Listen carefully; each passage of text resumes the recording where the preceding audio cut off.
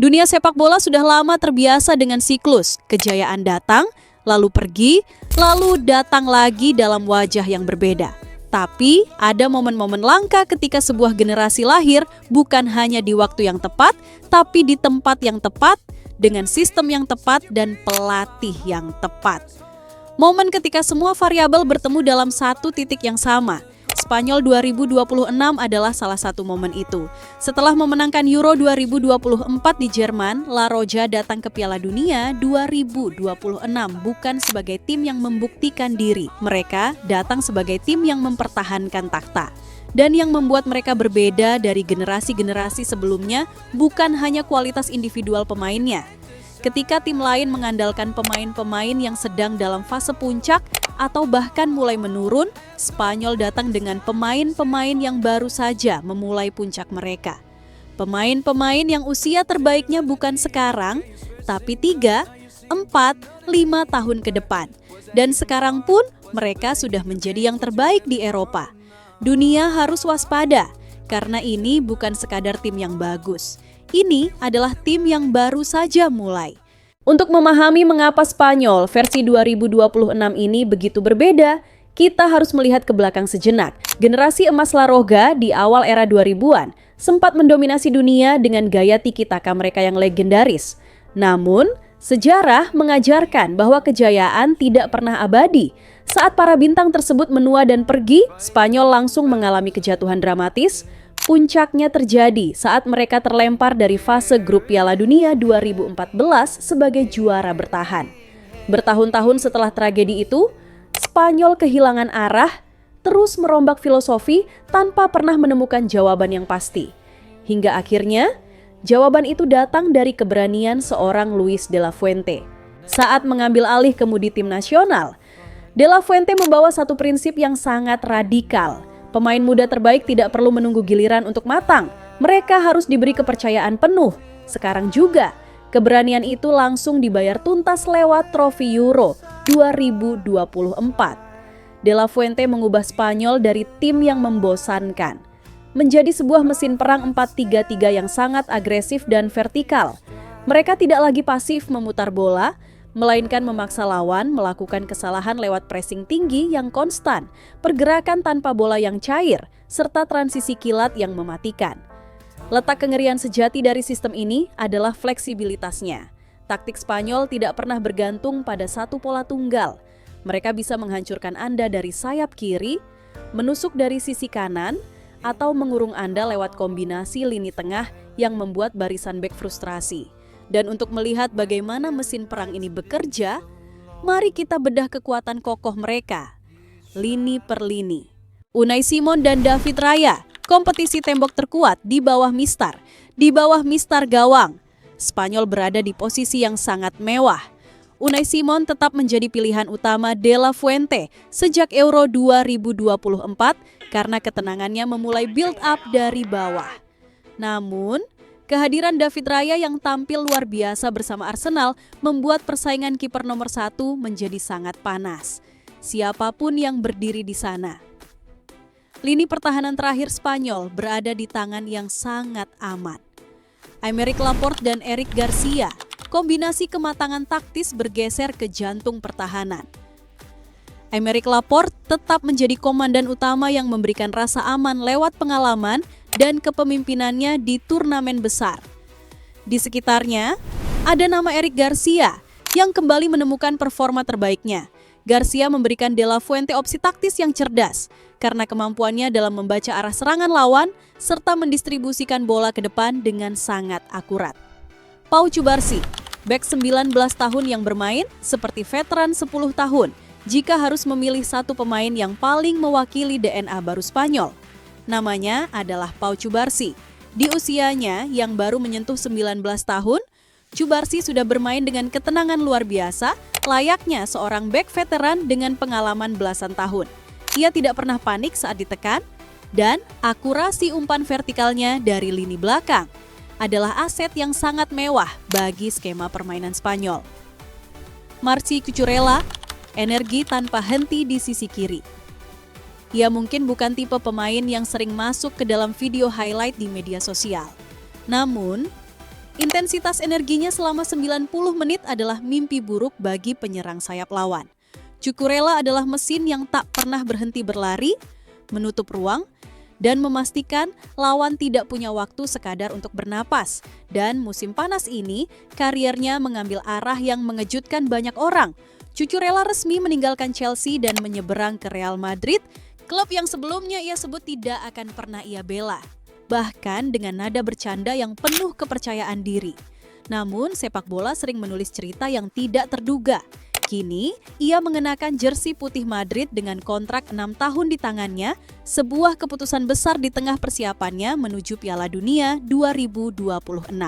Pedro Porro dan Marcos Llorente, sisi kanan yang agresif dan eksplosif. Jika sisi kiri Spanyol dipenuhi kemewahan, situasi di sektor kanan pertahanan pun tidak kalah mengerikan. Luis de la Fuente memiliki kombinasi bek sayap modern yang sangat agresif dalam diri Pedro Porro dan Marcos Llorente. Kehadiran Pedro Porro memberikan opsi bek kanan dengan kecepatan sprint luar biasa yang selalu siap meledak saat membantu serangan lewat akurasi umpan tariknya. Sementara itu, Marcos Llorente yang kini bertransformasi menjadi bek kanan memberikan dimensi fisik seperti monster di sisi luar lapangan. Llorente tidak hanya tangguh dalam bertahan, namun fleksibilitas taktis dan ketahanan fisiknya yang luar biasa membuat sisi kanan Spanyol memiliki stabilitas ekstra yang sangat sulit ditembus oleh winger lawan manapun. Meninggalkan lini belakang, mari kita bergeser ke jantung permainan Spanyol, lini tengah. Rodri, sang kapten yang mengendalikan waktu. Ada pemain yang sekadar bermain sepak bola, dan ada pemain yang mengatur bagaimana sepak bola itu dimainkan. Rodri adalah tipe yang kedua. Sang pemenang Ballon d'Or 2024 ini adalah otak sekaligus jangkar utama di lini tengah La Roja, yang mendikte tempo, kapan harus mempercepat serangan, dan kapan harus meredam ritme permainan. Musim ini ia melewati periode panjang berjuang dengan cedera bersama Manchester City, tapi ia kembali fit tepat menjelang turnamen.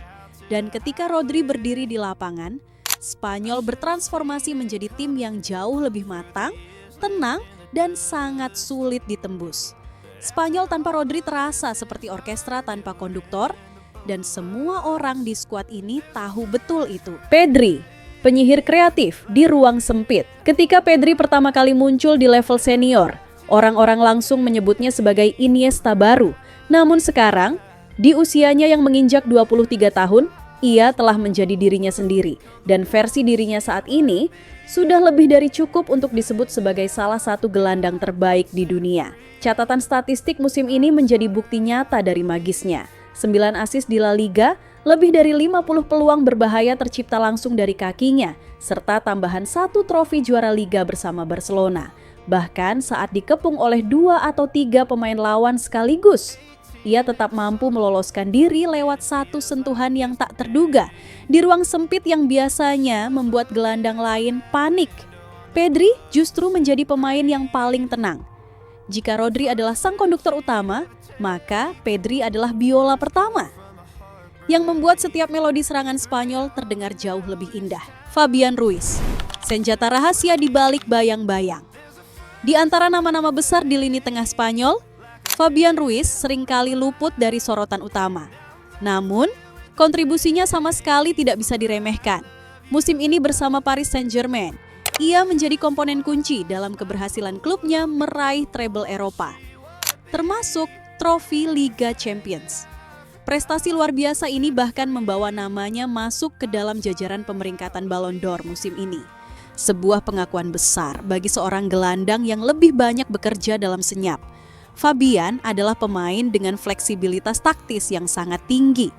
Ia mampu bermain lebih dalam sebagai gelandang bertahan atau naik membantu serang. Nico Williams, kecepatan yang tidak bisa diprediksi. Memasuki sektor penyerangan, kita disambut oleh teror nyata dari kedua sisi sayap. Di sebelah kiri ada Nico Williams. Kehadirannya selalu sukses memaksa barisan pertahanan lawan untuk turun lebih dalam. Dengan kemampuan dribblenya yang eksplosif, Williams bisa melewati bek dari sisi luar atau memotong tajam ke dalam untuk melepaskan tembakan melengkung.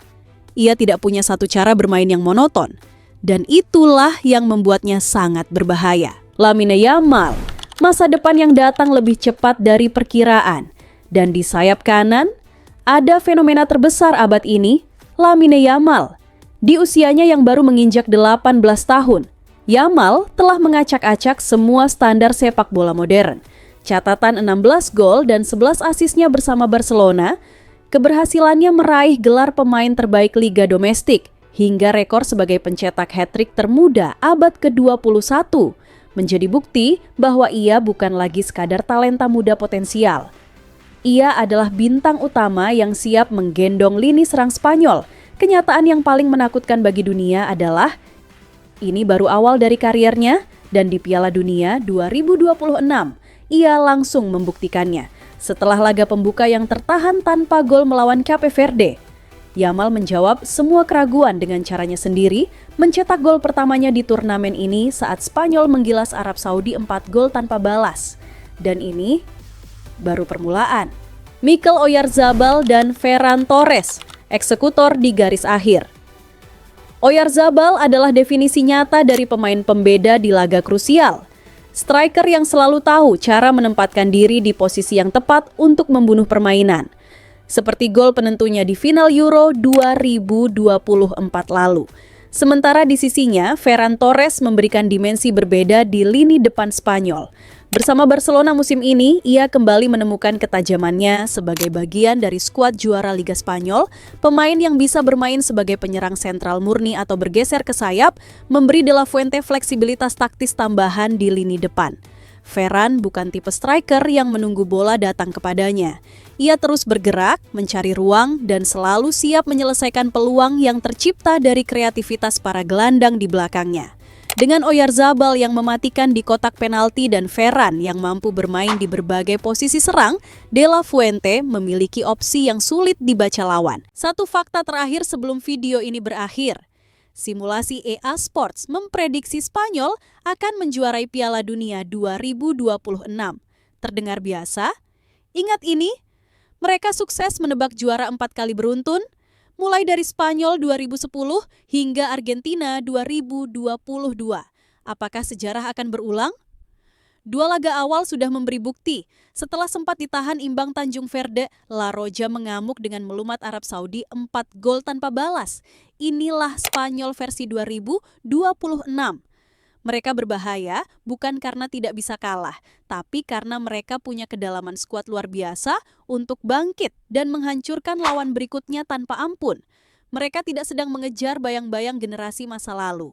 Mereka sedang menulis sejarah mereka sendiri. Pertanyaannya, siapa yang cukup berani untuk menghentikan mereka? Tulis prediksi kalian di kolom komentar. Klik suka, bagikan video ini, dan subscribe untuk bedah taktis berikutnya. Sampai jumpa!